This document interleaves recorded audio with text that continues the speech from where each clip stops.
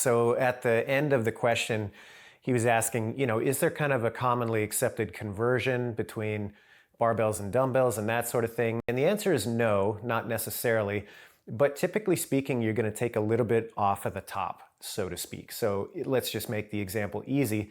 If the barbell weighs 100 pounds, you're probably not going to choose two dumbbells that total 100 pounds because the dumbbells are harder to control.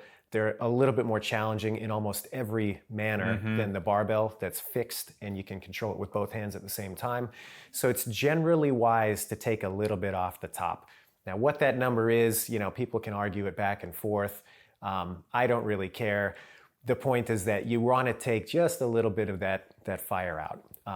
Now, between men and women, as a second kind of conversion there, if you have, let's say, a weight that you're throwing out there for a man to do, and then you want to say, okay, what's the step down for the female weight?